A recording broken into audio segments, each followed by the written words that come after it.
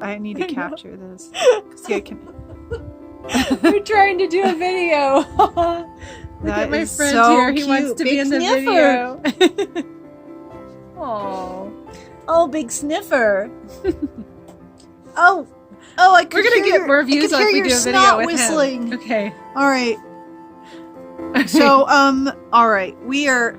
Wait, hold on. So we're gonna start. We have our topic. I'm okay. gonna. Yeah, I'm already Wait, started. hold on. You got to get your head closer. Yes. Go ahead and start it though. Just we can. Hi.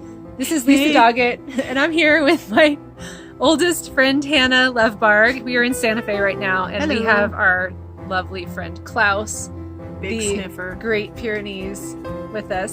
But anyway, this is the first of a series of videos talking about what it's like to have MS and what our experience has been. I'm a family doctor, and Hannah was diagnosed 2 years ago. Yeah. And I was diagnosed 10 years ago. Yeah. And I'm a realtor here in Santa Fe.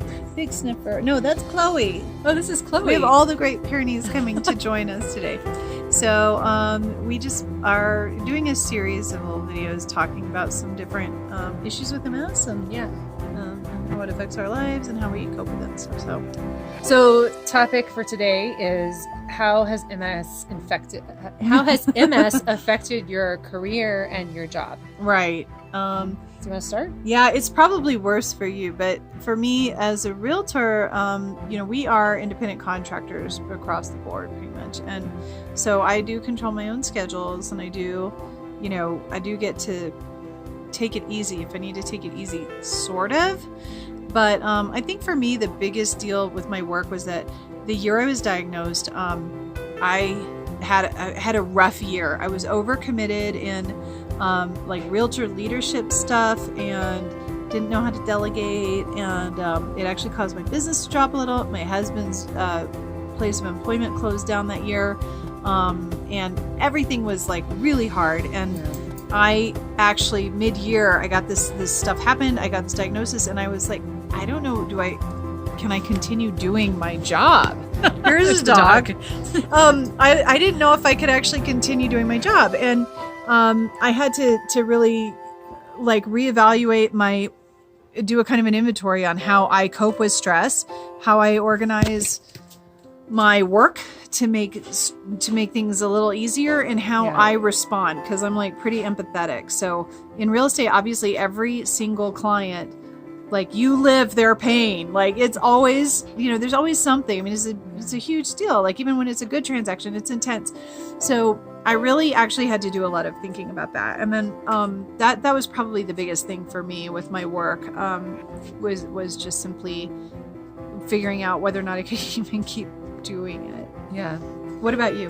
So I've had MS affect my work in different ways, but not nearly as much as I thought overall that it would impact my work. So when I first was diagnosed, I did have to take off a couple of weeks and just kind of have a reduced schedule because I was having a lot of dizziness and just going to lots of doctor's appointments. It was pretty awful.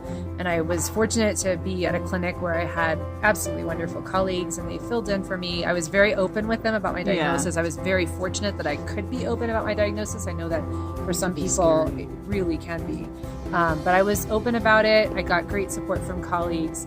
And then over the years, really, I think MS has been an opportunity for me to reevaluate what my career is going to look like. And my patients early on really were very helpful to me in a lot of ways by giving me perspective. So seeing patients in some ways was really good during my first few years of having MS, because I realized, look, I have MS, but things could be a lot worse. And although I really felt their pain, I also realized I had a lot to be grateful for. So they helped me have more gratitude. Yeah. But over time, I realized that seeing patients was very, very stressful for me. And I've ended up moving away from patient care. I now have a terrific job with a company that allows me to do mostly administrative work. I know I am able to work from home most of the time, which is really great. I have flexibility. I have great support again from colleagues, and I have a really exciting, interesting job. So I feel very fortunate. But MS did kind of have at multiple times over the course of almost 10 years. It's had made me kind of reevaluate my priorities and my job for sure. I worried about,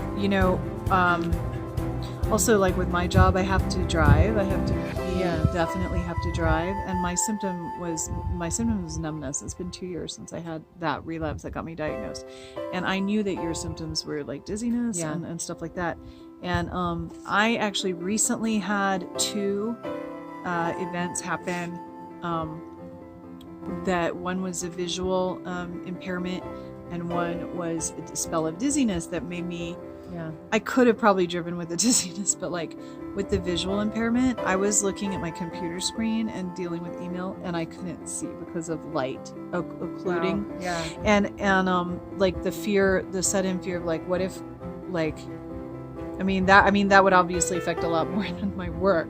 Right. But if you suddenly couldn't drive, or like with the dizziness, like it's a real fear. And I wondered about how I figured you would have support if you were in periods where you didn't really feel like safe to drive or something like that. Like you have work that you can still do. Do you feel like it's work you can still do with the kinds of symptoms you have? Yeah, that's actually a great question. So I was thinking, I actually read somewhere recently, like if a surgeon has MS, like that, especially if they have something impacting their causing dizziness, or if they had a numb left hand. They had a numb left hand, right? That would be really, really difficult and devastating. So fortunately, I've been able to see patients really without being too impacted by my symptoms throughout the course of my illness.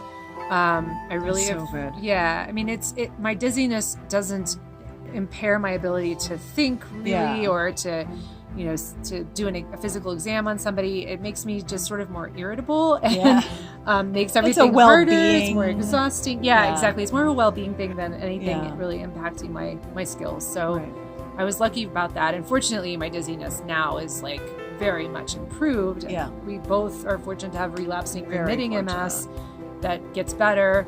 And I think, overall, it's always a struggle to kind of know how to integrate it with your job. We've both been fortunate to have good support from colleagues and not have to be secretive about it, which I think would be really, really hard. Yeah, I had a lot of support, and we're all kind of everyone for themselves in real estate, but in our market, everyone's very supportive and collegial, and we're more cooperating than competitors. That's great. And when I was first diagnosed, like my colleagues were, I'm a weenie. I was saying like I feel really bad for myself if I'm scared or hurting.